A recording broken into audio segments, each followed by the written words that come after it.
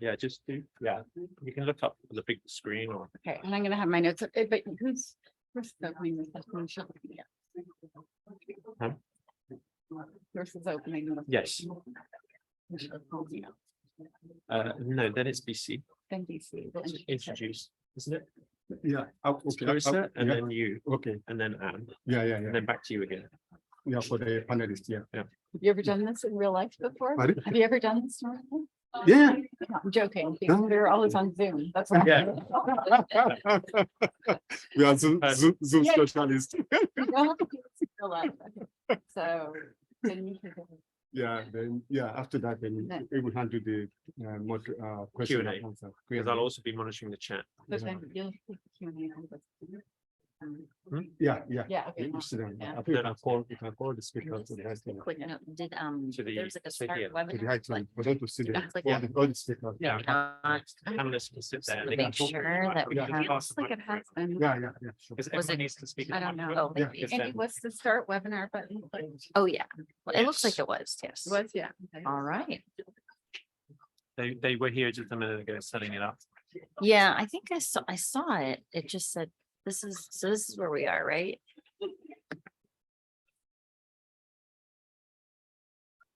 Yeah. But it should say, Everything set? I think we are set. I think it We said, didn't listen I- to these guys. I saw, I hope you guys speaking sense. Okay. How long is it? It's 5 minutes. Okay. okay, Hello, everyone in Dogwood for the UNICEF session. Just wanted to let you know that someone has started the webinar, and so people are able to hear via the microphone. okay, you guys should be good. Thank you. Hopefully.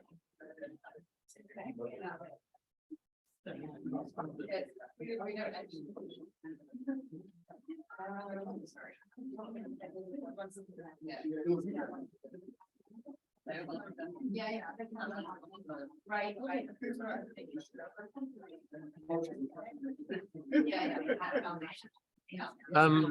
Do you know what happened to the share? It stopped sharing. It's there was a sharing dialogue. Is that, do I put that on? So that's what you say that. Yes. Okay, sorry, it's done. Yes, yeah, that's the presentation mode. Okay, great, got it. Yeah, Thank you. okay, all right. And anything from there is gonna show up on the virtual audience. Yeah. Okay.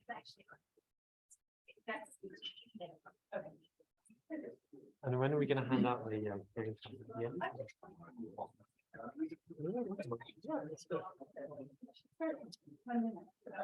Yes. Gonna hand it out now. Gonna hand it out now.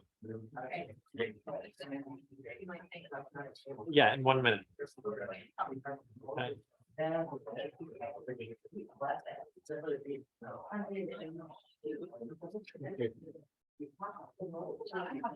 Thank you very much.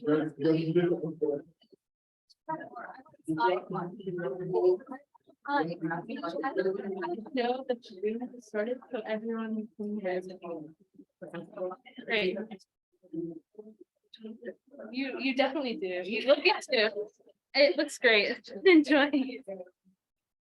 Okay, 1 minute. 1 minute.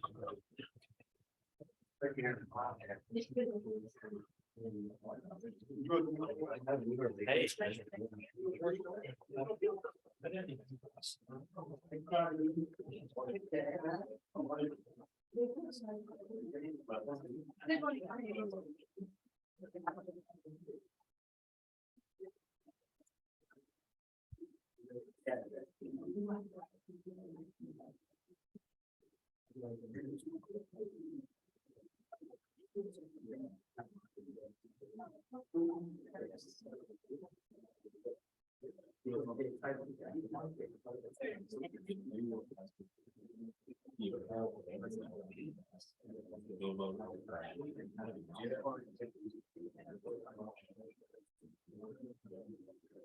Good morning, everybody. Good morning. That's more like it. Just make sure that you are all awake and yeah. So good morning. Welcome to this session on the UNICEF game plan to reach safely managed sanitation. they've kindly asked me to say a few words to open up this this session.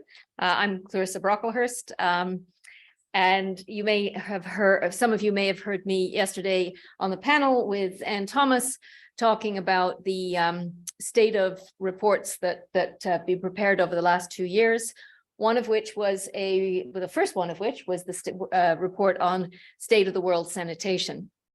And this was a very interesting process, putting together a big report that looked at the status of the sector and the way forward.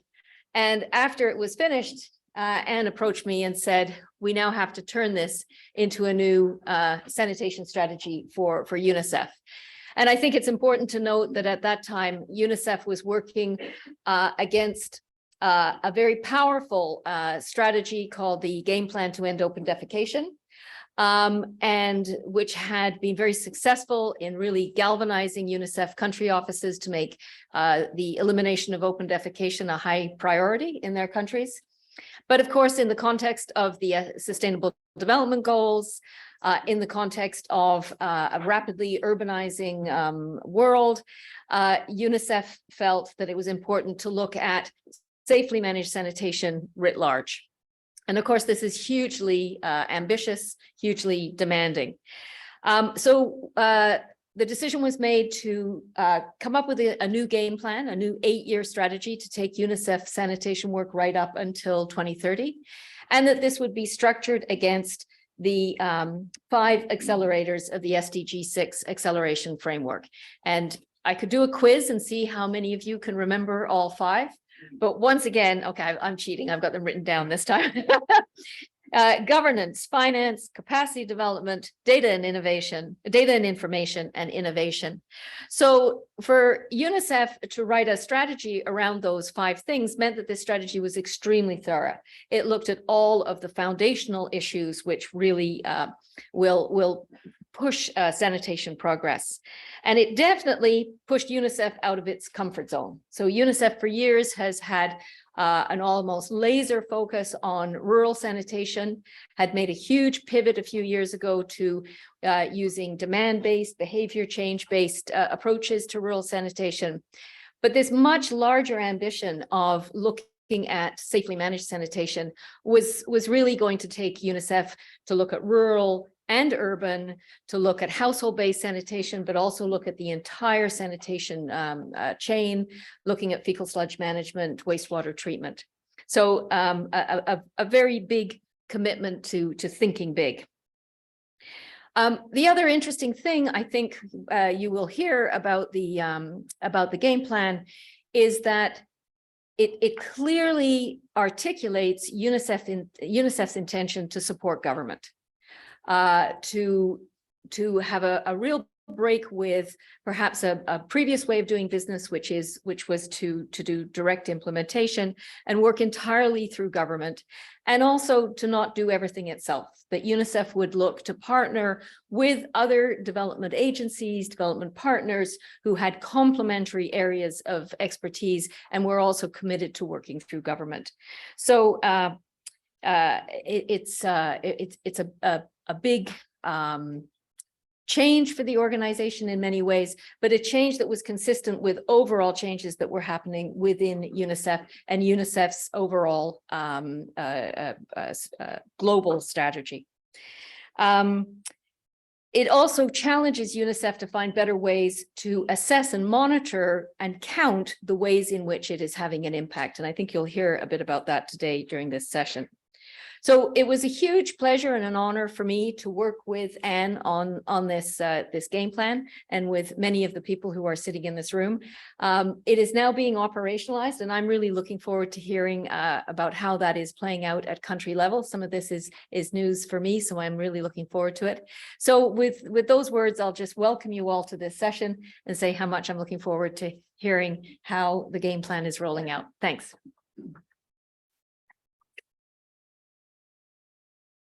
So thanks very much, Clarissa. And it really was a pleasure working with Clarissa at all moments throughout that process, over 1 year of development. And so we're really happy to be here this morning and share with you the game plan. I hope you've all been able to pick up a copy. There's some floating around, but there's more up here that you can take with you if you'd like.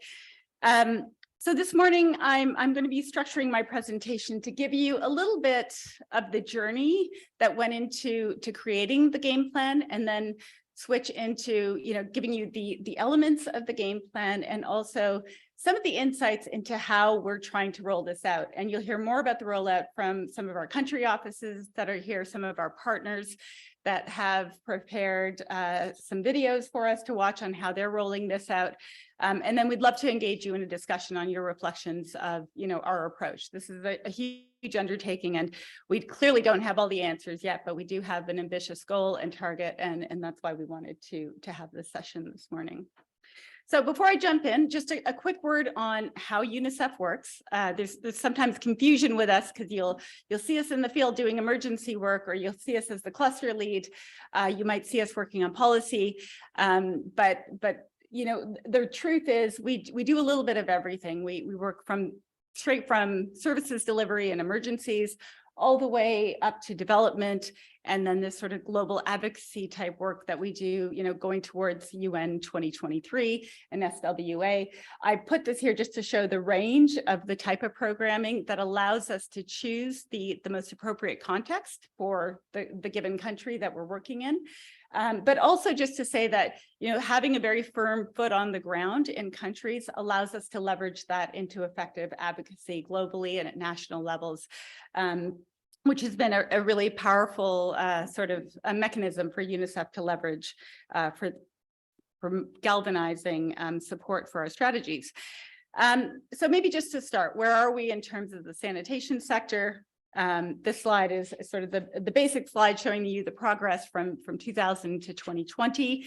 The good news being that we've seen an increase in the amount of countries that are reporting on sanitation and safely managed sanitation in particular. So we jumped from 29% access to safely managed sanitation in 2000 to now nearly 54% in 2020. So we've seen an increase, and we've seen the global the coverage of the data increasing, which is great. We've also seen a reduction in open defecation, reflecting a lot of the efforts of not only UNICEF but partners globally in working on elimination of open defecation. So we're going to hit the target for elimination of open defecation by 2030. Which is great news. I guess the not so great news is that despite all this progress, we're still going to have 3.6 billion people that don't use safely managed sanitation. But at the current rate of progress, by 2030, we'll still have roughly 2.7 billion that don't have access to safely managed sanitation. So there is a challenge there. The other part of this is that one thing that we are seeing in our programming, and the data reflect this, is that elimination of open defecation is not being accompanied by the corresponding increase in service levels to basic and safely managed services. And that is something that, is one of the reasons that we saw the need to shift toward a higher service standard and move our strategy toward how can we get communities going toward this higher service standard. So why safely managed sanitation? I think one thing that we're seeing is that there is a lot of confusion around what is safely managed sanitation. And it is the highest service standard on the JMP service ladder, but it basically is an improved service, a facility that is not shared with others, and that the waste is either treated on site or taken and treated off site. So that is the basic definition. And it can, in terms of technology choice, it can be anything from a pit latrine that can be covered and rebuilt to a twin pit latrine, to fecal sludge management approaches, to sewerage. And in fact, what we're seeing is that more people are using on-site sanitation and non-sewage technologies than they are using sewered sanitation. So there's huge opportunity and scope of programming when we talk about safely managed that does not involve sewered sanitation. But one of the things that bears repeating is that while we were very successful in getting people to use a toilet, I think the focus now is really shifted to what's happening with the waste and into ensure the full health benefit of sanitation, that we really need to be thinking about the full value chain of sanitation, what's happening to the waste, and interrupting all the potential contamination pathways. And in thinking through this, we recognize that there are multiple, it's a dynamic system of interventions that goes into creating a safely managed service system. Whether we're talking about rural or urban. In a rural area, it might be having the right financial strategies in place to allow households to upgrade services. It may be having the right private sector, a vibrant private sector that can evolve the right products and services to support those households. It could be the people that monitor service delivery. It could be the professionalization of fecal sludge management. But all of this complex interplay within the system requires some kind of oversight. And what we're recognizing is in this shift to safely managed, it really requires that we look at a more systemic view of things, to put government firmly in the lead of orchestrating that system, and that we need to be looking at a systems approach. So when we look at systems, so I've covered, where we are in terms of access to sanitation, but looking a little bit at sort of the enabling environment indicators for sanitation. This is a sneak preview of some of the data that'll come out of the GLASS survey later this year. But basically what we're seeing is that, a lot of countries say, so at the bottom, you have the countries that have responded that they do in fact have a sanitation policy in country. So you see that most countries are actually saying we do have in fact a sanitation policy. But as you go up, we're putting conditionalities on that until you get to the top where we see, do you have a sanitation policy that has financing and the right human resources to actually put it in motion? And then we drop to below 5% for both urban and rural. So you get the real picture of what's happening in countries is that, the foundations of the sector is not functional. When we talk about financing, it's a similar picture. We're seeing roughly 15% of the countries saying that they have enough funding to meet 85% of the targets they've set for sanitation. So there's a real disjoint in terms of the ambition and the actual systems that underlie that ambition. When we talk about capacity, we have 61% of countries that report having less than half the trained professionals needed for on-site sanitation and fecal sludge management. And this is really important because what we see is that there are more people using on-site systems and non-sewered solutions than sewered solutions. We see that in terms of the monitoring and the quality of the data systems, only a quarter of countries are reporting performing sanitary inspections at premises for on-site facilities and for fecal sludge management. So we're seeing that, we're not getting a full picture of how these systems are performing, what are the contamination pathways, and where is the risk along the sanitation value chain. So just to say that, there really is a dramatic acceleration needed. We have got some really foundational problems. In 2018, the UN, recognizing how far behind SDG 6 was, and in particular Target 6.2 launched the accelerator framework that Clarissa mentioned, which had these 5 areas of financing, capacity, innovation, data, and governance, to say, we need concerted action to accelerate progress in the sector. And in 2020, UNICEF and WHO came out with the State of Sanitation report, which is really in many ways the foundation for our game plan. And I think, I don't think Clarissa mentioned what the messages were. So let me just go through quickly what those 5 messages were, because I think they're really important. The first one was about political leadership, and that good governance begins with leadership, effective coordination and regulation, and that we need governments firmly in the role and accountable for sanitation. Second is around smart public finance that unlocks effective household and private investment, and that government investment needs to be used strategically to leverage funding from households and the private sector. A third is around capacity, and that, capacity, particularly at subnational levels where sanitation services happen and are driven, that we need to have the right capacity in place to drive services. A fourth is around reliable data to support better decision-making and stronger accountability. better targeting of public investments, and to be able to monitor risk along the sanitation value chain. And finally, we need innovation. We need innovation to help us meet emerging challenges, to have better approaches, this idea of future-proofing solutions for climate resilience. These are all part and parcel of the innovation basket, and you know, part of where we see also the private sector coming in. So over the course of the last year, UNICEF looked at these recommendations and looked to build a new game plan, would sort of meet these challenges, help our program shift course toward this higher service standard of safely managed sanitation. And we did this through sort of a multi-pronged approach. We had a global advisory team made up of partner agencies, of donors, people who would be coming along with us on the journey. And we had an internal advisory group made up of our countries, our regions, who were advising us on, you know, what made sense given the different contexts that they were coming from. So as you can imagine, the consultation really was probably the biggest part of the lift of this process in terms of coming to a package of interventions and ideas that everyone could rally around. But in the end, what we have done is produce a strategy with government in the lead. We've shifted to an upstream approach, really looking at what UNICEF can do in its context and given its positioning.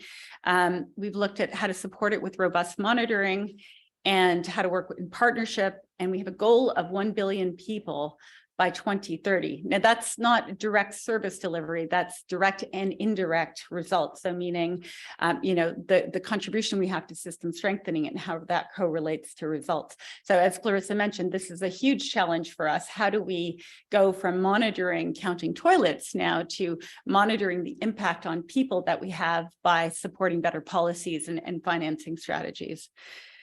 So, you know, part of this challenge was defining success. What is success going to look like in the different contexts that we work?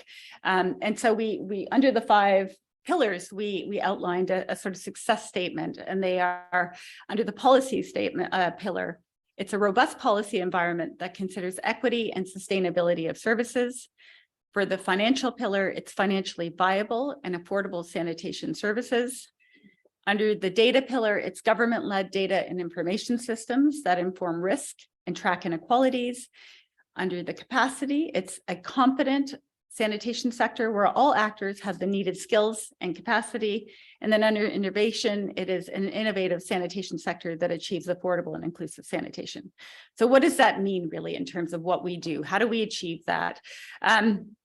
So sorry, I'll get to that in a second, but you know, the principles guiding our programming is you know, these 6, basically think big and work at scale. So we try and do things that are working with government that have the potential to achieve scale. 2, we focus on equity and inclusion. We champion solutions for everyone from rural, urban, poor, women, children, and people with disabilities. We're looking for green, resilient, sustainable solutions. Adapting sanitation service options to be climate resilient, part of the circular economy, and supportive of disaster risk reduction. We work across humanitarian development contexts. We work in partnership across government, civil society, academia, private sector, trying to achieve collaborative solutions. And finally, this issue of comparative advantage. We want to really find those things that we can do, that we do well. We recognize that we can't do everything. The challenge is huge. And so it's really important for us in the different contexts we work to be able to hone in on the interventions that we can do, that we have a comparative advantage in doing, and work in partnership with others to achieve other outcomes. In terms of the foundational intervention, so this is basically the box above our pillars is where we think that we can add value, and what we call our foundational interventions. And so under the policy pillar, we're really looking at supporting a government-led review of their sanitation policies, because we feel that this can be a very catalytic activity for a lot of governments to sit down, review their policies for sanitation, look at how they align with the full value chain of sanitation.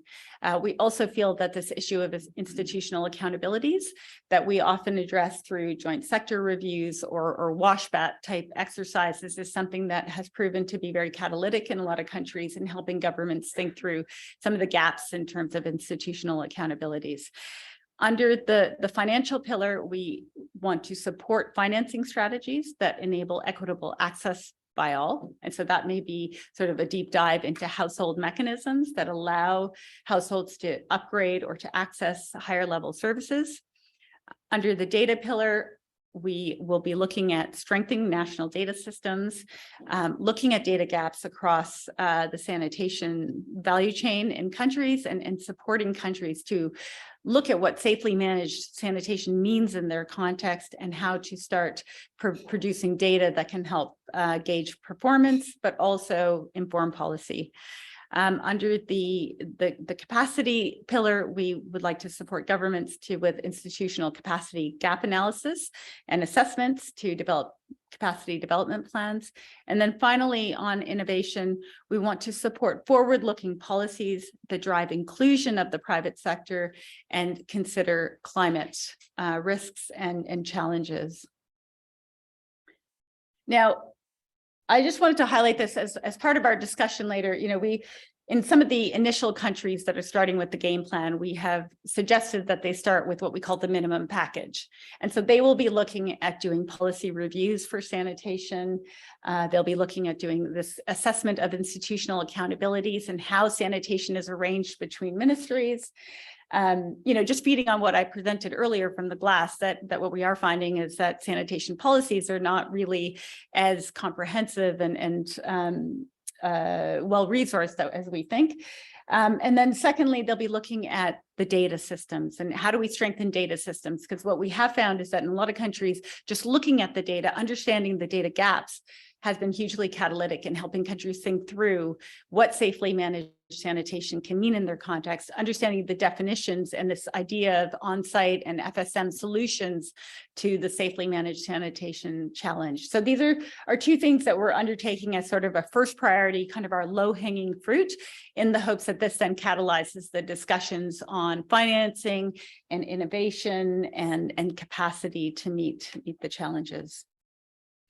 And I won't go into too much detail on this, but we have some really great early insights coming out of an initiative that we've been supporting across Africa called the Africa Sanitation Policy Guidelines. And you'll hear from my colleague Rashid very soon from AMCOW on this. But in the countries that we've been supporting this process, we have been seeing that putting government in the lead of the review of policies has been hugely catalytic. And led to some very interesting outcomes. We'll have Sierra Leone talk a little bit about their process this morning. But I wanted to share a couple of the interesting insights that have come out so far. One, you know, this recommendation for standalone policies. So while most countries report that they have sanitation policies, what we are finding is a lot of these policies are sort of fragments across multiple ministries, and there is no standalone sanitation policy. And so this recommendation is coming out across multiple countries now that we need standalone sanitation policies. And of course, that is leading to the recommendation for financing strategies that correspond to a sanitation policy that addresses the full value chain of sanitation, and a recognition that in some instances we've had an over-reliance on external support agencies, households, and private sector to sort of solve the problem of sanitation. And then finally, you know, the recommendation for strengthened coordination comes out almost from every country, recognizing how sanitation is sitting across multiple ministry. This recommendation has come through very strongly. This is my last slide, and I just wanted to leave you on this note about partnership. We really do believe that collaboration is key for our success in reaching the sanitation challenge. And certainly in our game plan, we want to leverage capacities. We know that, you know, we are good in some things, but not in all things. And we look forward to working with partners whose strengths we can leverage. At the global level, We are engaged in a lot of global advocacy. We have great opportunities with the UN Water Conference next year to partner and to join forces in commitments as we count down to 2030. Research and learning. We're learning very much about this idea of indirect results monitoring. Regional level, we have initiatives like the ASPG that I mentioned, where, you know, it's really a all hands on process. Everybody is needed to support governments as they go through that process and look to meet their financing targets and strengthen data systems. At the national level, again, you know, one thing that we're really looking for is for governments to start thinking about national action plans to reach SDG 6.2. And I think there's a real opportunity there also to work with governments jointly to help them build out credible plans with great solutions in place. And then, of course, at the local level, you know, developing the capacity of our service providers, of local government, conducting peer-to-peer learning. And this is not an exhaustive list. There are so many opportunities where we can all work together. But I think the idea is with resources that are becoming smaller in the sector, I think it's more and more important to work together on this. So I think on that note, I think I've covered the game plan, covered a little bit about its genesis. I think I hope I've given you enough to get a good understanding about the game plan, and also to sort of prime the floor for colleagues who will share, you know, real country experiences on how they're internalizing and operationalizing the game plan. But I think I'll end there. Thank you very much, and happy to have the discussion with you.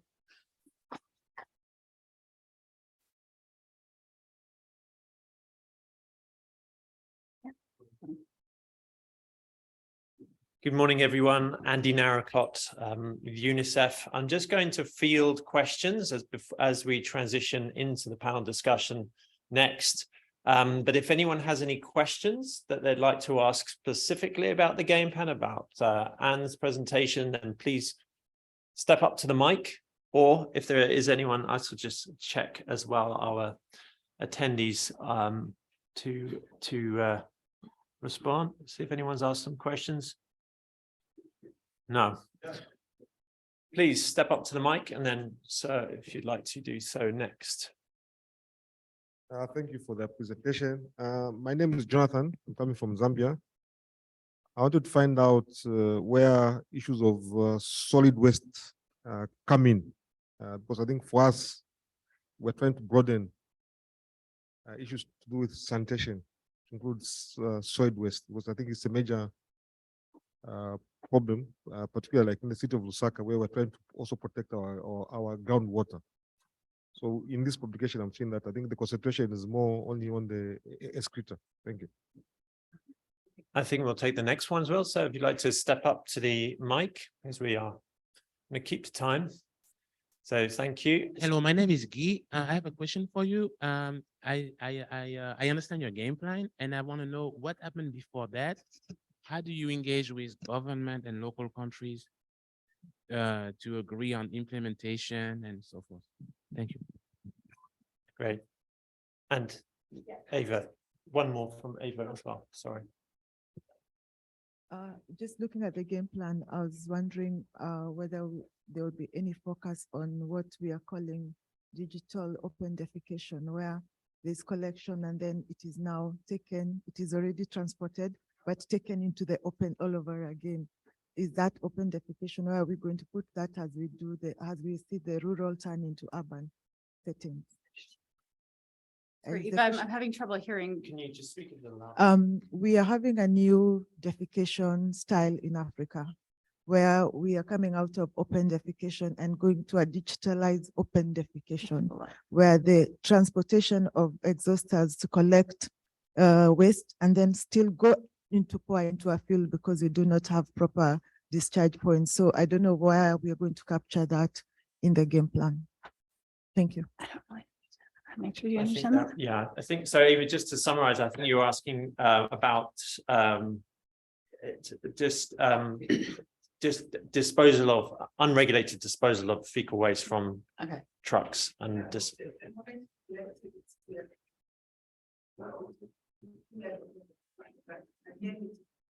Right. Okay. Yeah. Okay. Sorry. Yeah. Okay. So let me just start with the first question on solid waste, Jonathan. No, it's a good question. And I think it was one of the first things that came up in our consultation with countries. Countries wanted to consider solid waste as a potential element. And the decision early on was that we wouldn't explicitly cover solid waste in the strategy because it was already sort of a huge undertaking to focus on sanitation. But what we did agree is that it's still, you know, there's a lot of synergies with what we're doing on sanitation and solid waste. And so a lot of countries are still doing it. So it's not that UNICEF doesn't do solid waste, but this strategy in particular does not address the focus on solid waste management. So I think that's the short answer, but you know, that might be coming down the pipeline soon as we see a lot of our systems are being confounded by the problem of solid waste as well. In terms of how we engage with countries, so usually at a country level, UNICEF develops its annual work plans with the government. And so it's not something we, you know, it's not divorced from the government. It is that we work, our annual work plans are signed off by the government. So it's always negotiated work plan. What we're calling the game plan is UNICEF's contribution to government. So I just want to be clear that what we do is support government action planning, and the game plan is sort of a tightly circumscribed set of interventions that we can do in contribution to that. We don't you know, anticipate to take over that role of the government. It's just in support of what they're doing. Yeah. And then Eva, your last question that, you know, for me sort of seems to speak to the lack of professionalization of fecal sludge management services. And, you know, the experience we've had is that a lot of FSM providers operate in darkness in a way that they're there and they are unregulated. It speaks to sort of the regulation of the sector. And so I think as part of the regulation of the non-sewered services, I think it is something that it is covered in our game plan, how we address this challenge. I know when I was in Indonesia working with UNICEF's WASH program there, we had a real problem where fecal sludge management providers would not even talk to us as part of an assessment we were doing in urban areas because they were all unregulated, unlicensed providers. And even for household, there was a certain shame in calling a fecal sludge truck because it meant there was a problem with your system. They were not considered a routine part of the sanitation value chain. So, you know, how we professionalize this, how we eliminate the sort of illegal dumping that you're talking about is an emerging challenge that will be part of the game plan.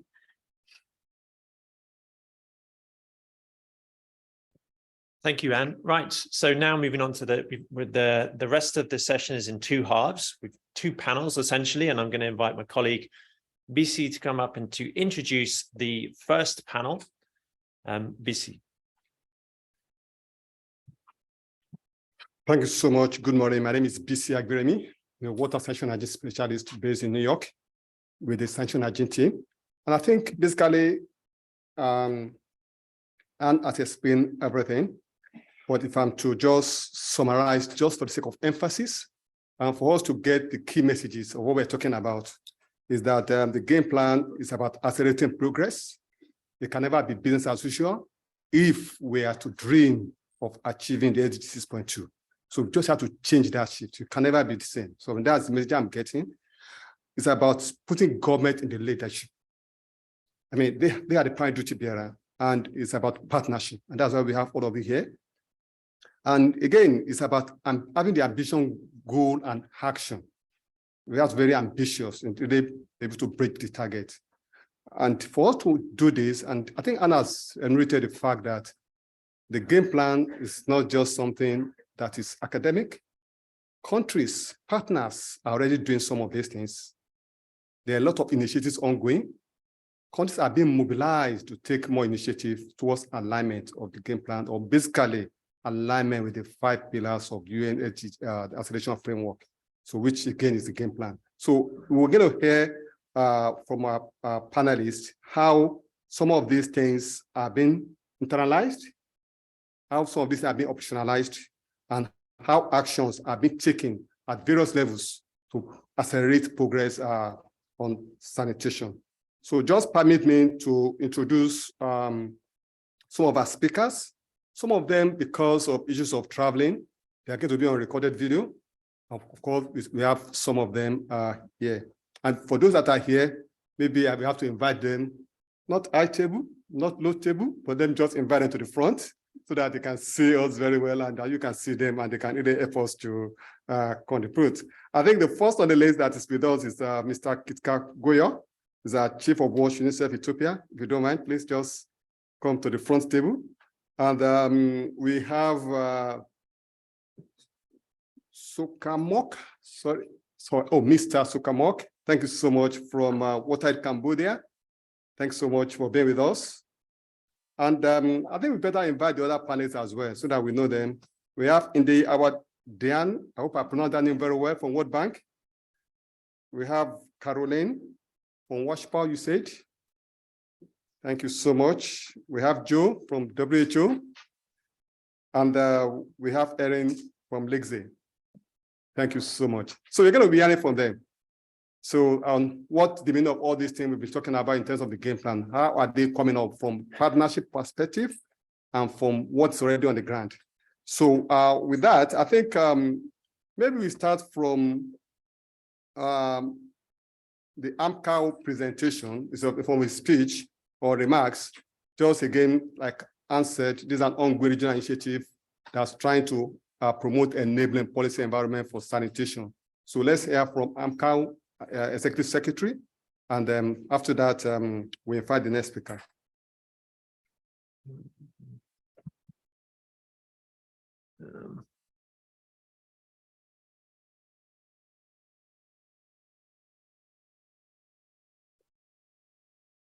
Ms. Ann Thomas, Senior Advisor, Water, Sanitation and Hygiene, UNICEF, New York. Mr. Kika Koyo, Chief Water, Sanitation and Hygiene, UNICEF, Ethiopia. Our partners from BMGF, USAID, WHO, Lexi, and UTS. Delegates from AU and UN member states. Ladies and gentlemen, all protocols observed. My name is Thomas Banda, Director of Finance and Administration, and I'll be giving these remarks on behalf of the Executive Secretary, Dr. Rashid Mbazira.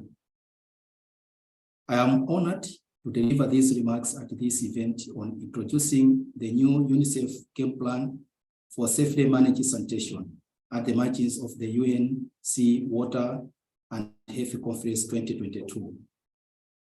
Allow me to appreciate UNICEF for extending an invitation to AMCA. I also wish to congratulate them for constantly organizing events to promote safely managed sanitation for the African continent and globally. As we have seen from the presentation of UNICEF Game Plan on Sanitation, governance falls under Pillar 1. This is due to the centrality of governance in providing the foundation upon which other aspects of the game plan are anchored. We have also seen the enormous benefits of safe sanitation and hygiene services in eliminating disease-causing bacteria and viruses.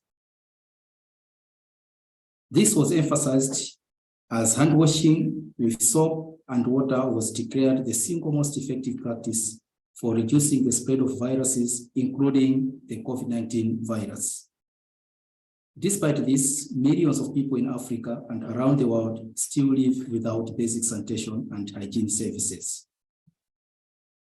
Ladies and gentlemen, the African Sanitation Policy Guidelines, ASPGs as we call them, provide a unique opportunity to strengthen the policy environment in Africa. They intend to facilitate the alignment of member states' sanitation and hygiene policy environments with international best practice and commitments. Above all, the program will contribute to ongoing efforts to, firstly, ensure the availability of safe water, sanitation, and hygiene services for all to keep up with the fight against the spread of COVID-19 and reduce the overall disease burden. Secondly, support governments to enhance national and local level pandemic preparedness capabilities for a better response to preempt future pandemics. And thirdly, mitigate long-term economic effects of the pandemic, especially in the context of creating greater resilience to climate, health, and food systems shock. All these outcomes can be made possible by improving the policy environment outlook and strengthening delivery systems for safely managed sanitation. The SPG's utilization incorporates SDG 17, building partnerships. By leveraging partnerships, a tripartite arrangement consisting of AMCO, partners, and the member states has been established. AMCO will facilitate and coordinate the alignment of the sanitation policy environment, strengthening aspects of governance such as finance and regulation contributes to the policy environment. Hence, depending on the policy reality of the member states, the policy environment will be addressed using the SPGs. Distinguished guests, ladies and gentlemen, I am delighted that UNICEF has made the SPG a core component of the governance pillar of its sanitation game plan. Within the framework of our collaboration, a situation analysis of the member states' policy environment will be conducted. This will be followed by the development of national action plans, highlighting the different areas of intervention that will be addressed using the SPGs. This process is already being applied in the countries where UNICEF is providing technical and financial support for SPG utilization. Ladies and gentlemen, I wish to take this advantage to inform you that our just concluded 13th ordinary session of AMCO's Executive Committee noted with appreciation the AMCO-UNICEF long-standing partnership. This further provides the impetus to execute activities of mutual interest in the provision of safely managed sanitation. I call on our member states and partners here present to leverage this opportunity presented by the SPGs to make a case for the prioritization of sanitation and hygiene at national and subnational levels and water and climate change convenings like the UN Water Conference and COP27. I wish you successful and good, fruitful deliberations, and I thank you. Thank you so much, Amkau. This just again, thank you so much, Amkau. This just again just to buttress the issue of partnership and collaboration. And the ASPG has been a very regional, sub-regional initiative, which we've aligned everything we are doing in terms of policy environment with, and Amkau is one of our various partners. We are working on this in Africa. Now let's move to operationalization at country level now. This is regional. I'm permitted to introduce Kitka. Kitka is our chief of WASH, and Kitka, you can just tell us how you intend, or you are already operationalizing the game plan in Ethiopia, working with the government of Ethiopia, and what do you think, what does society look like at the end of the day through all the interventions you've been carrying out in Ethiopia? Over to you, Kitka. Thank you, BC, and good morning, everyone. I think we in Ethiopia have been very lucky to be one of the front runners in terms of the operationalization of the game plan, in terms of the governance and the policy environment. One thing that we took sort of advantage of is the fact that we were supporting the government of Ethiopia, the Ministry of Health, to review its hygiene and environmental health policy when the ASPG guideline was ready and available for us to use in terms of aligning this national policy to the ASPG. And this we found to be very relevant, especially in terms of the rural sector.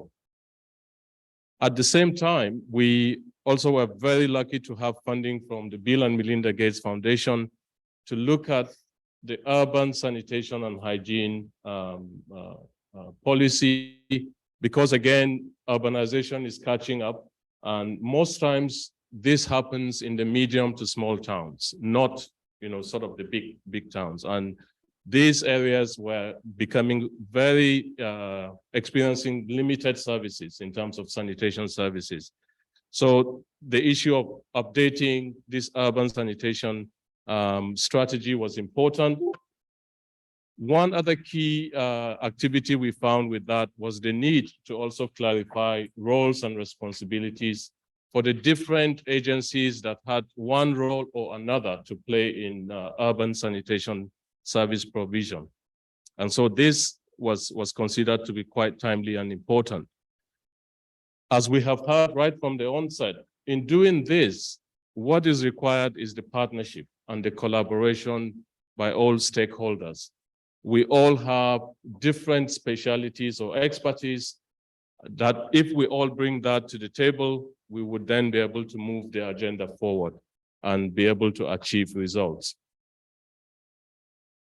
The next is the issue of data and information. I think, again, lack of data would be a significant barrier to any sector in the sense that what is the current status? What is the picture of where we are?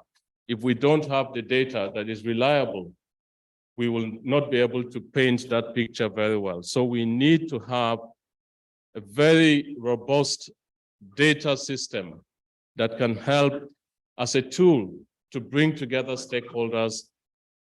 It will build trust between those stakeholders, but also be able to help us look at where the gaps are and where we can then be able to channel our investments that are in short supply these days as we see the financial outlook.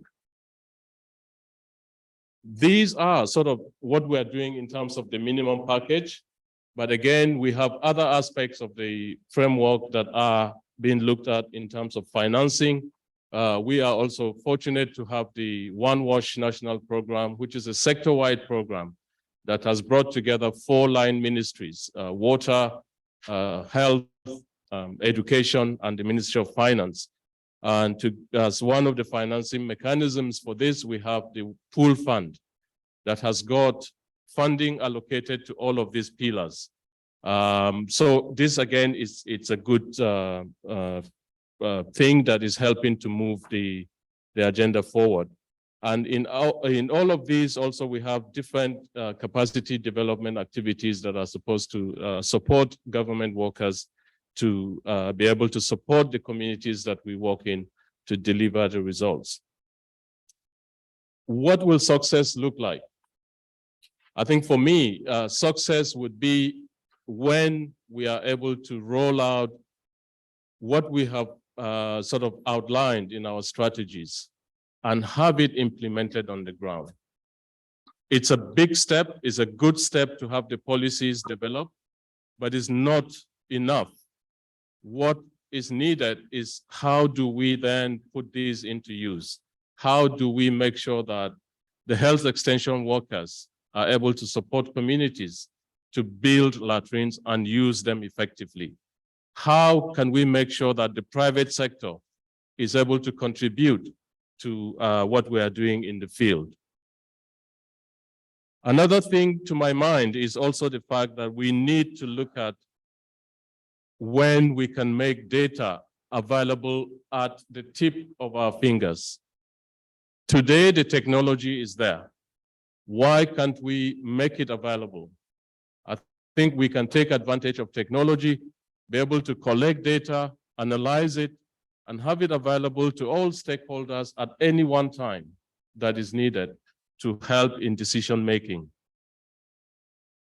Success, to my mind, also would mean that we are able to have a round table of like minds, continuously engaging with each other, continuously looking at how do we enhance access to sanitation services to the most vulnerable communities.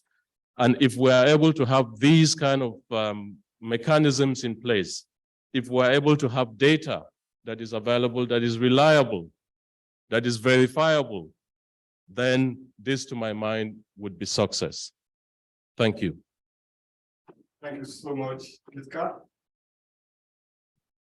Thank you so much, Kitka. Now, I think let's just jot down our questions. I think there'll be room for Q&A immediately after the panel discussion for those that are with us here.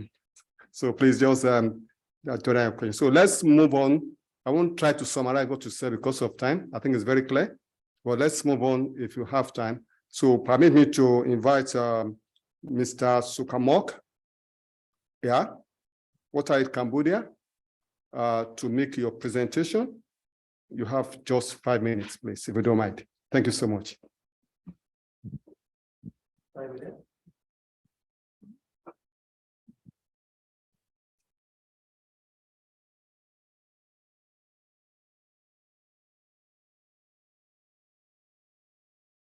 Where is it? Okay. No, we're not. Here we go. Okay.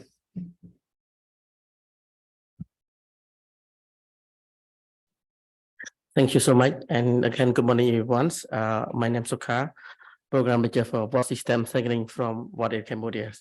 It was a great pleasure for us to be here and also present something, actually our experience from the partnership with between Water and UNICEF.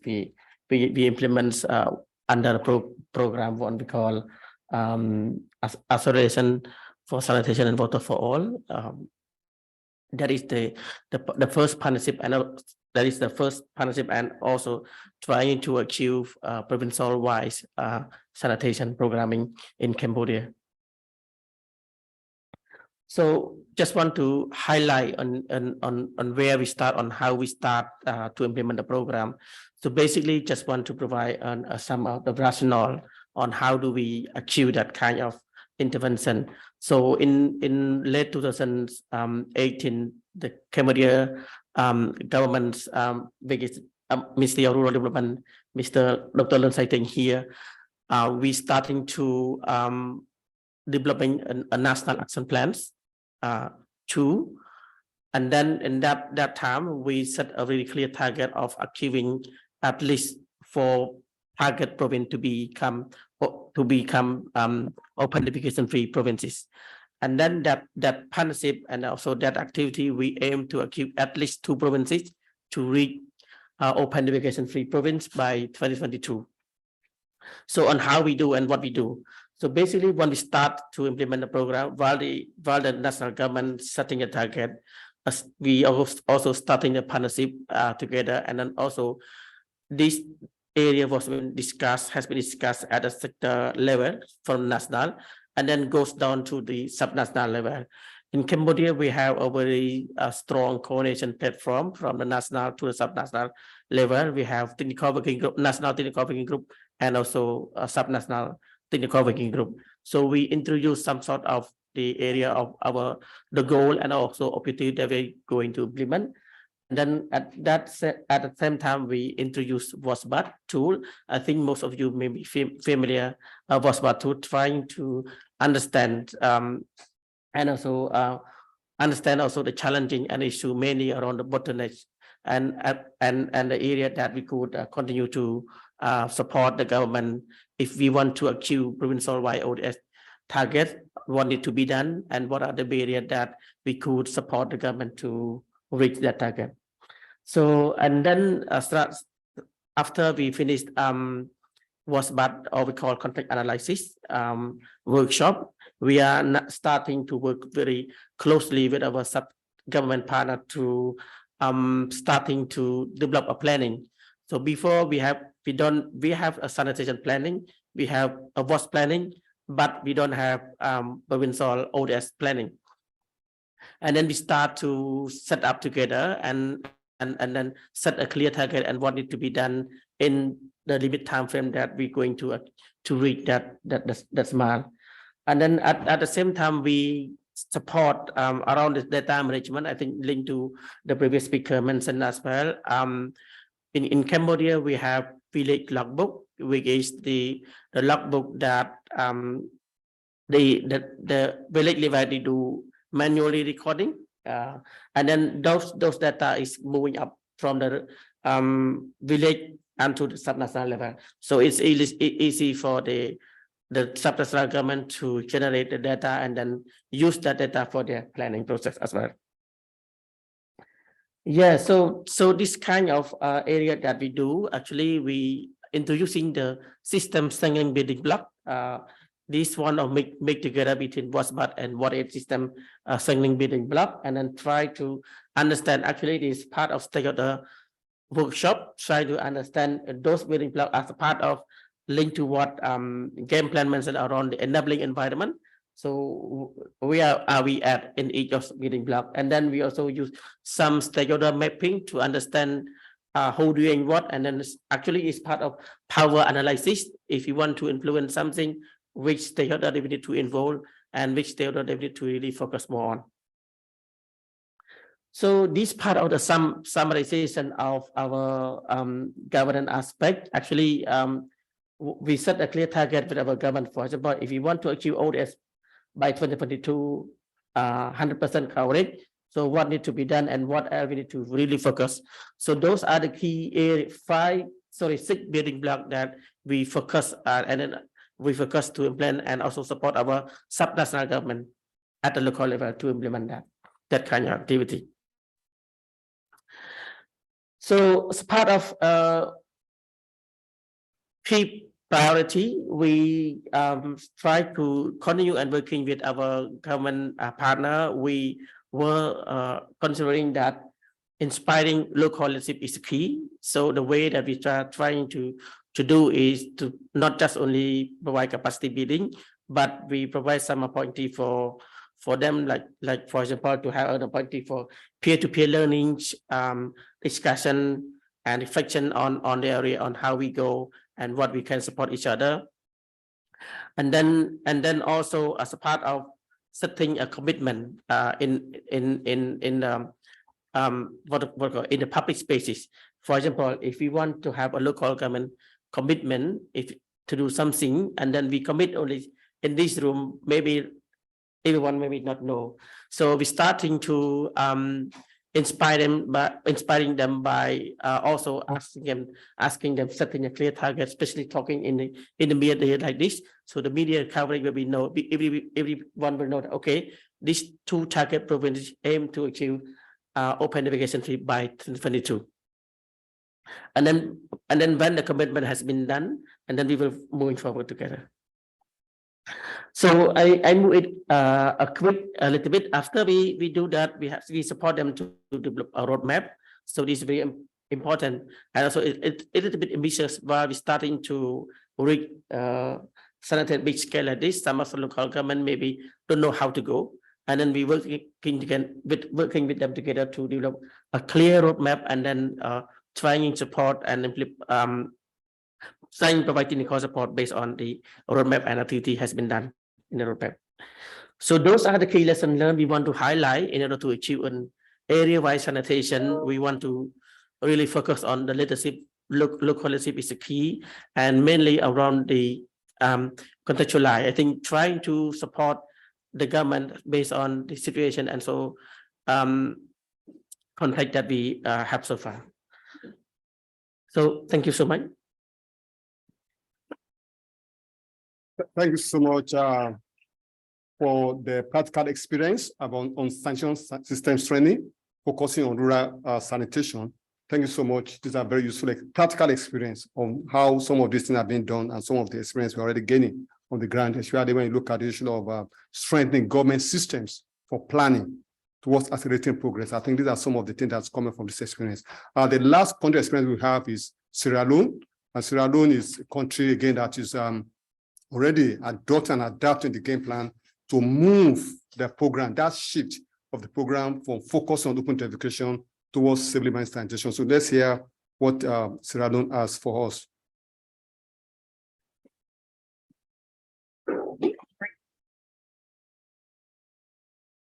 Hello, everyone. My name is Doris Ba.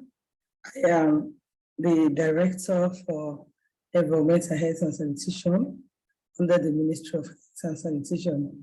I'm pleased to share with you the sanitation policy implementation guideline and to give you a synopsis of the status of sanitation in Sierra Leone.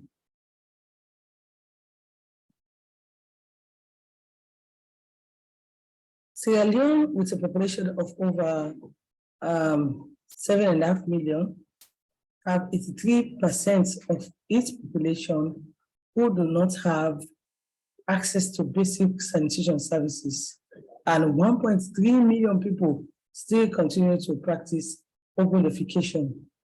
The cost of poor sanitation in Sierra Leone is about 168 million annually, and when put together, it's about $4.20 billion, which we all can see is 6 times more than WASH overseas support assistance that's coming as a country.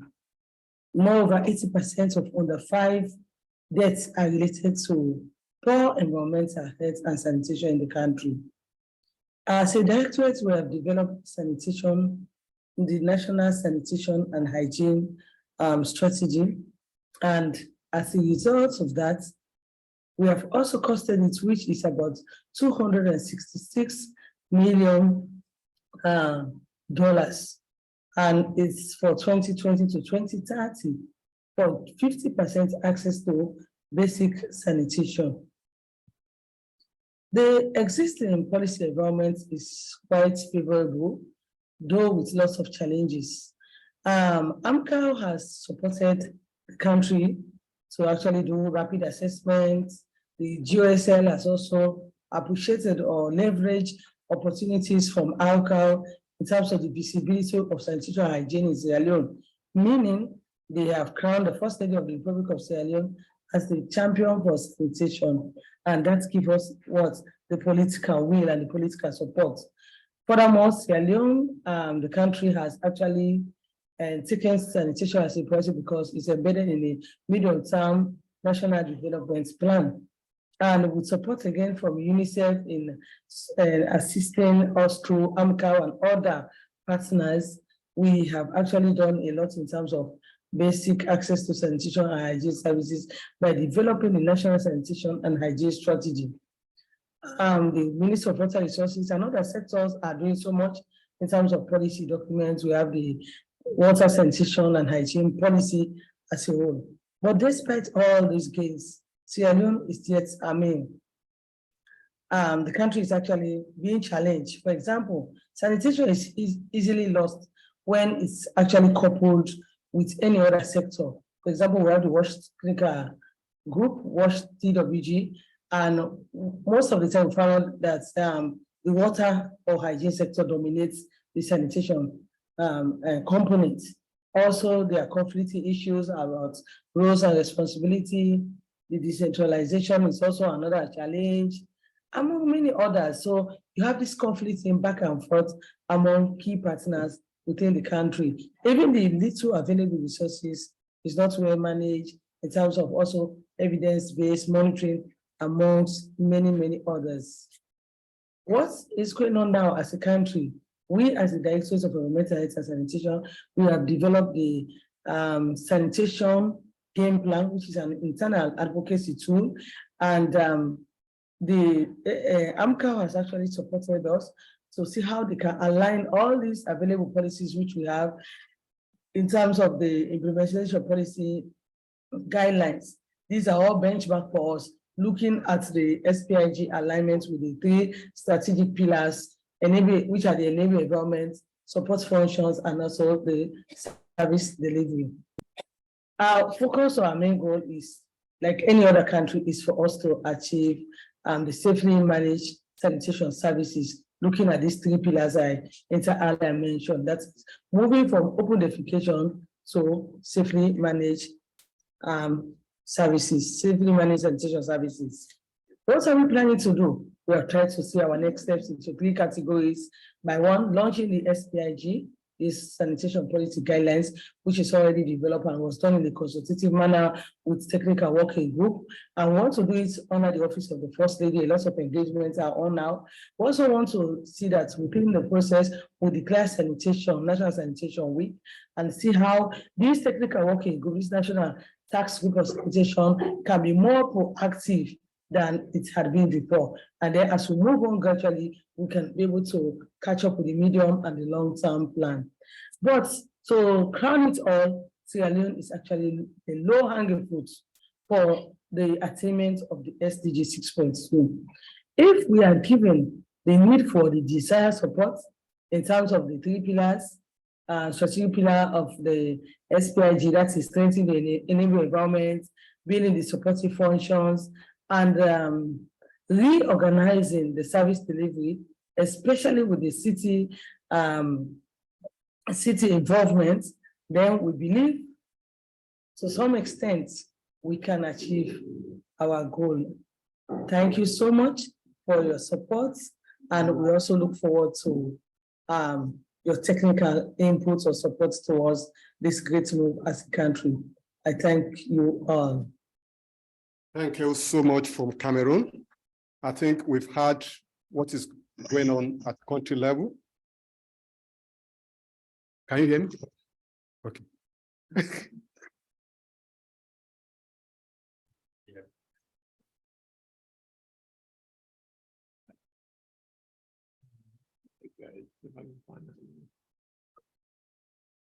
And apology for some technology issue with the recording. Supposed to be on presentation mode, but they really struggle with it. But I think that's some of the technical challenges we have at some country level. So thank you so much. These are just snapshot of what is happening when we talk about sanitation systems training and how all this could align or aligning with the game plan. So I think we've heard from the council. Let's go to our partners now.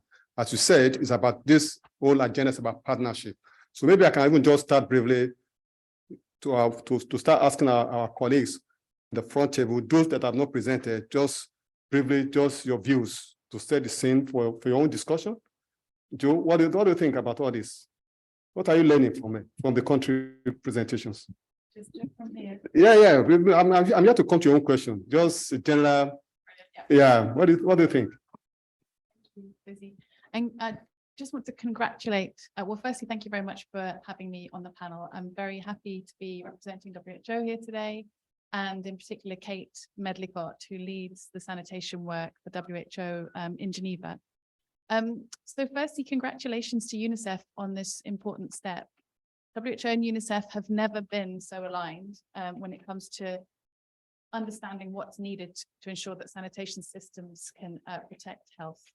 The evidence reviewed for the WHO sanitation and health guidelines clearly show that we cannot expect to achieve health gains unless everyone in a community has access to sanitation, and unless we put in a sanitation service chain that really can carry excreta out of the community, out of the waterways, out of the food supplies. And it's clear that households can't achieve that alone. And so the focus on safely managed systems and on system strengthening and on that system strengthening component in the game plan makes a lot of sense. And UNICEF's approach reflects a broader sectoral shift. We know that the forthcoming Lancet Commission will place great emphasis on safely managed sanitation and on professionally managed services. And this services and this public goods emphasis and this perspective really represents a critical departure from looking at low cost, small scale sanitation systems with an emphasis on household and community management. And I think it's not just WHO and UNICEF that are aligned. We see from the presentations that we've had today that as a sector, we are much more aligned in seeing sanitation as a set of approaches that need to connect rather than individual approaches that are potentially conflicting or in competition with each other. Think of CLTS, we talked about open defecation, think about fecal slug management, sewers, and even safe reuse.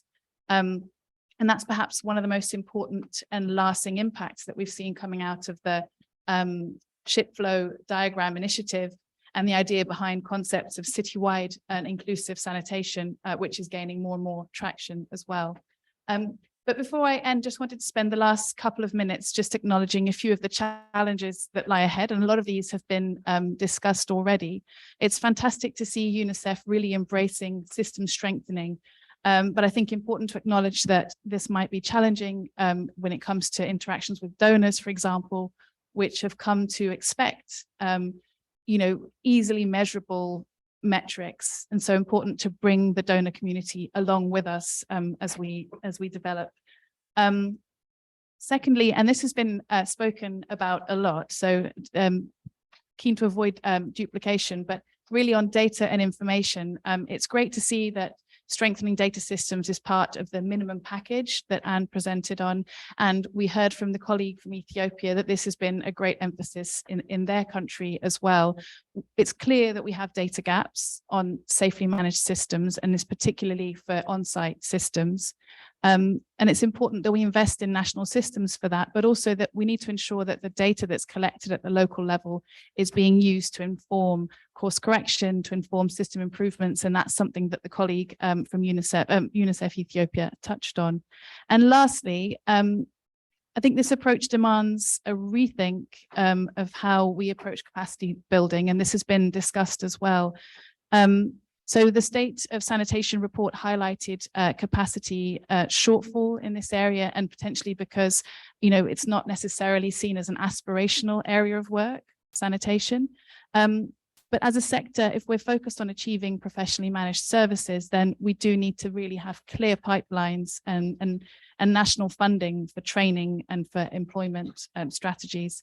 From a recent WHO training, it was clear to us that many in the sector are still grappling to understand definitions, and Anne touched on this as well. And we know that from the GLASS data, we can see a picture emerging where capacity really needs to be invested in.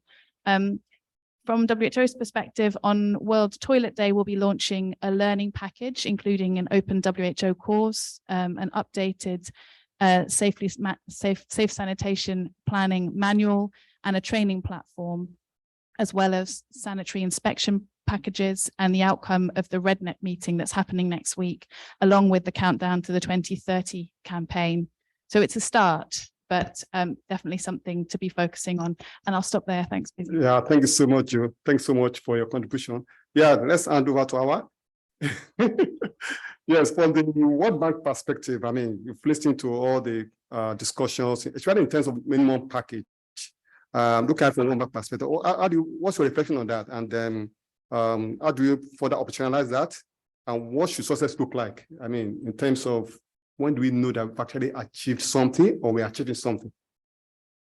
That's a hard question. Good morning, everyone. I would like to thank you for inviting me to the panel. And also congratulations on the game plan. It's really nice to see after all the consultations what came out of it. I think a few reflections is first, I really like the idea of, again, putting governments in the driver's seat, because I think sometimes whether it's programming or project management, we tend to run so quickly that we kind of lose them along the way, no? And we're so focused on targets and reaching objectives and not this system strengthening, which I really appreciated. Another aspect also that I really like hearing about was on coordination. And I think speaking the same language, because sometimes the challenge is depending on who has been in country for the longest, governments tend to focus on that more. So for instance, if building toilets and ODF campaigns have been the focus, it has been really hard shifting their mindset to thinking more about service, the whole service chain, different approaches, how do you course correct, and even the capacity of the people you work with are very much focused on that aspect. You know, like how do we bring in, and I think throughout the week we've been talking a lot about capacity in general. How do you bring in the right skill set that are important for each of these different parts of the service chain? Again, working in countries, one aspect about government alignment, the fact that you have different ministries and each of these different ministries may have some mandate on sanitation. So I think the policy review may help with that aspect on how do we make sure that we have that coordination within government, no? And that they all also speak the same language. On on the, let's say, game plan in particular, and it was good to hear how Ethiopia or Sierra Leone were also contextualizing it. How do we make sure that it doesn't stay at the strategy level, but really implementable? And also, I guess it's new, we'll see how it progresses over time, how we'll learn about the different ways of maybe further contextualizing it, because within the same country, depending on the area also, you might face different challenges and have different ways of implementation. So for me, I think I just look forward to learning more about it. I think there is one aspect we talked about comparative advantage, right? Like we know that depending on the partner you work in a country, they might have more comparative advantage. So how do we also just leverage on each other and focus on that common objective, which is getting these countries reaching their objective of safely managed sanitation? Thank you. Thank you so much, Awa. Yes, Erin. Erin is the Senior Vice President and Leader of SATO with LIGSI. LIGSI is a major partner to UNICEF, and I think looking at the private sector now, because we're trying to see public and private sector partnership in some of these things, we cannot really achieve much without everybody being on board. So from private sector perspective, what are your views? How do we move forward? What should success look like? Yes, they have Tell us. representing the private sector as a whole, but I think specifically from Lixil's perspective, I'll echo the sentiments that have been given about what a milestone this is. And I think particularly the milestone that I see is this shift in a focus on a understanding of safely managed sanitation, and that this does not have to be the same in every context. And I think what we find with our partners is really investing in understanding where a pit latrine, a twin pit latrine, or properly developed and closed and serviced pit latrine can also help to achieve these goals in a much more affordable and possibly more sustainable way. So I think for me, that was one thing coming out of the consultations that I was really excited to see.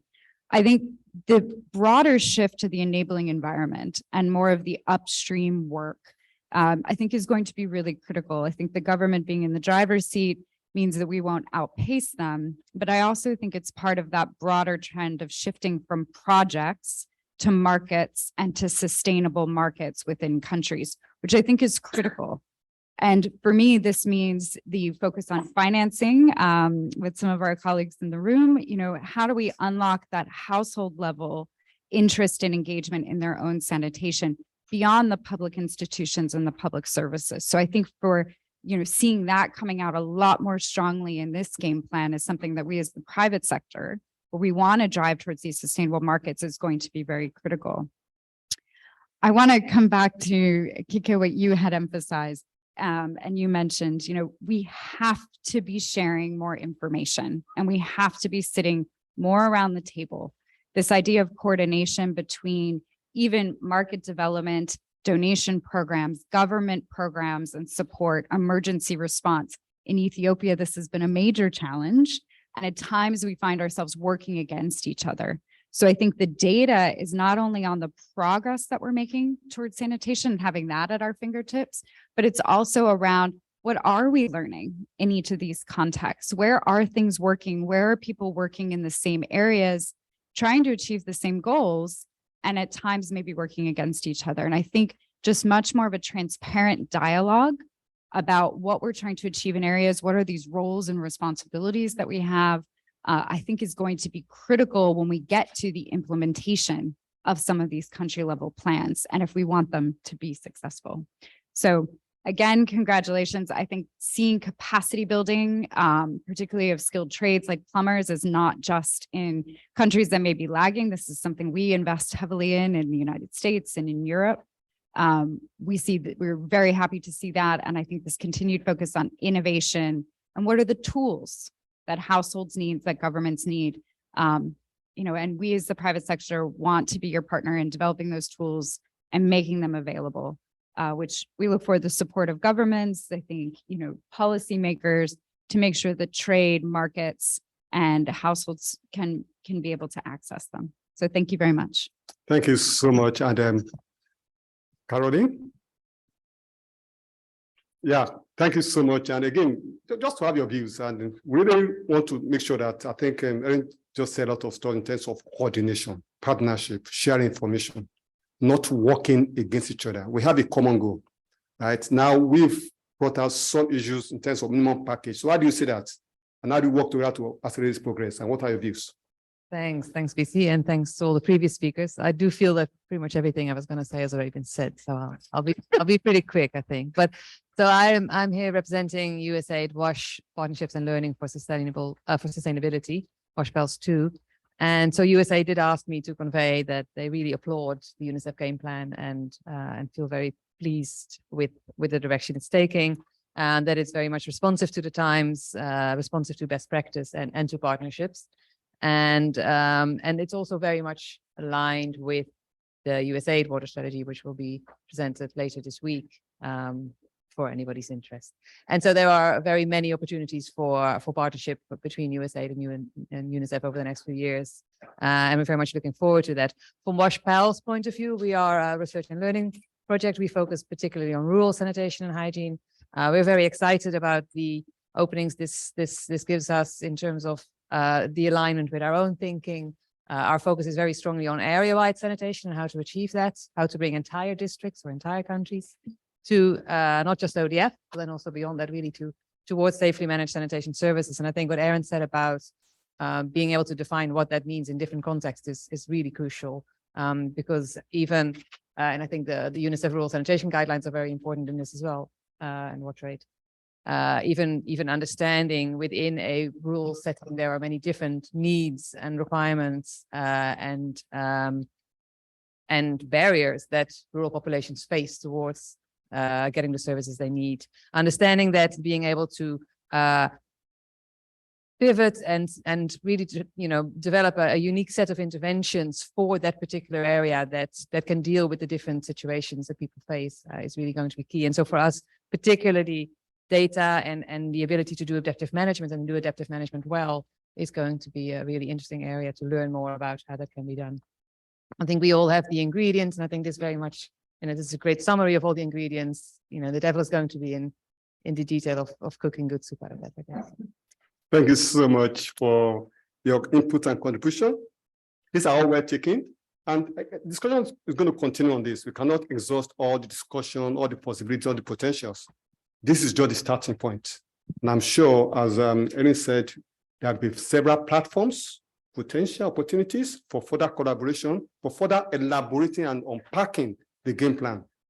1 hour presentation will not do just to this excellent document. So we're going to have several. In fact, maybe in the next couple of years, anytime you see us talking about sanitation system training using the game plan. So I'm working with a lot of our partners that are present here. We have some questions from our participants online. So we have to give them opportunities. We have to respond to those questions. So do we have the questions? And we want to, please go ahead. Do you want to come here? Some of them are cute. Oh, sorry. So just quickly, I didn't get the name of the online participant, but thank you for the questions. We had a question about which countries is the game plan currently operational, and is the game plan sort of open to all countries? That was one. We had a second question on progress, on learning. How is there is there a way that we can all learn about what's happening in the country and keep track of the incremental progress that's being made globally with the game plan approach? And then third, there was some questions around data and how we're learning about the process of the indicators and data collection efforts around safely managed sanitation. There's a question about separate toilets for girls and boys, and is this part of the game plan? And sorry, I'm having trouble reading my own writing now. I think those were the main questions. How should we separate these questions? Do you want? Okay, I'll respond to some of them. The game plan is open to all countries. And so we're actively encouraging countries that can start engaging to engage. But we do have some funding that just came in from the Bill and Melinda Gates Foundation. That is one of the donors that's actively supporting system strengthening for sanitation. We're very grateful for that.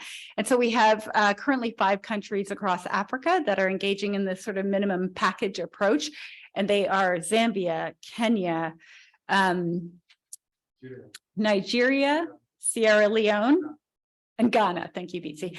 And we have other countries like Ethiopia that are also engaging in the game plan, but not specifically under that grant. And then we had the question about separate toilets for girls and boys.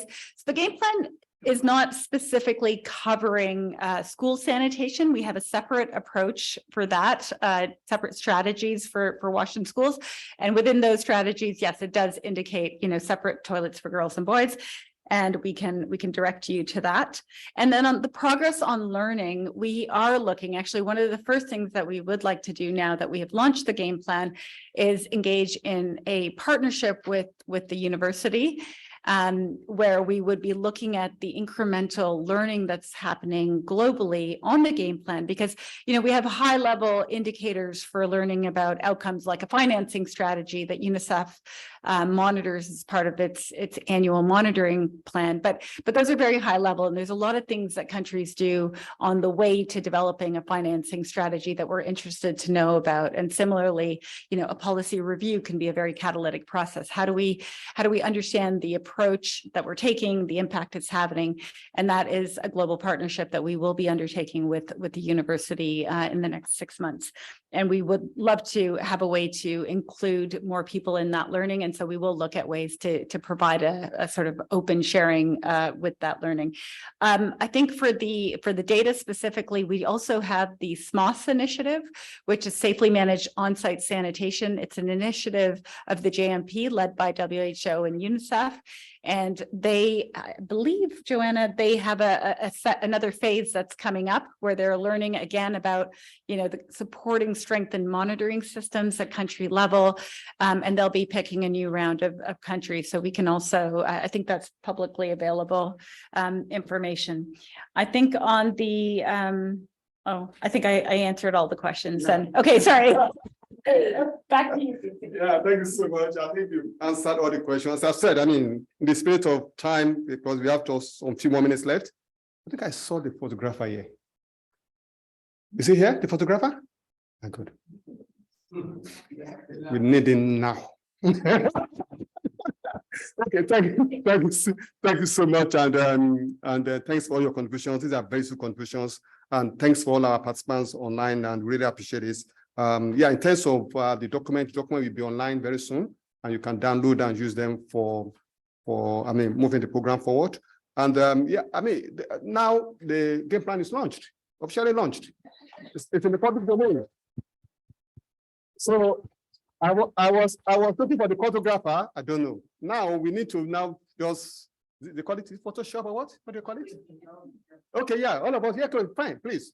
And Larissa, please come and join them, and then let them just display their game plan and just play your game plan out. Yeah. Please, anybody here? And bring your cell phone out and just take the picture. It's officially launched.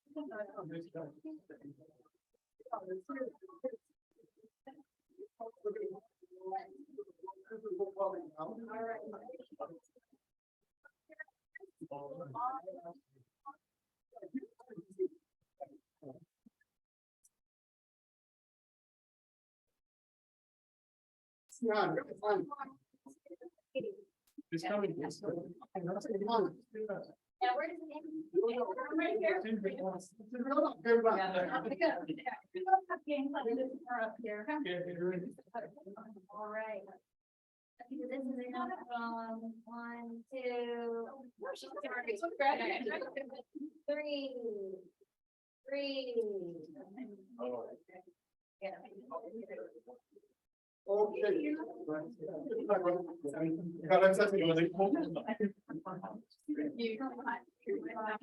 thank you so much. And that brings us to the end of this session.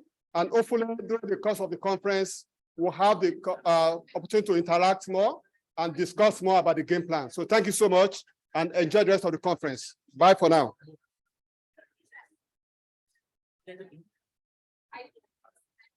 How you doing?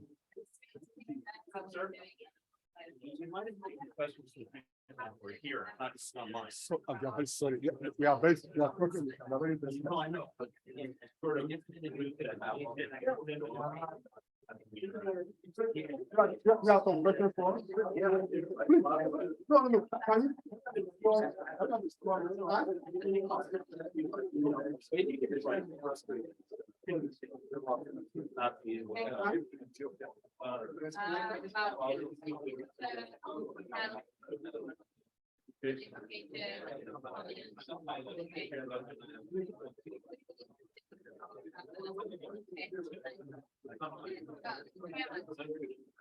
Oh, wait, hi.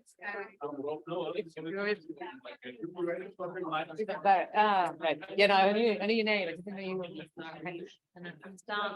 Screen.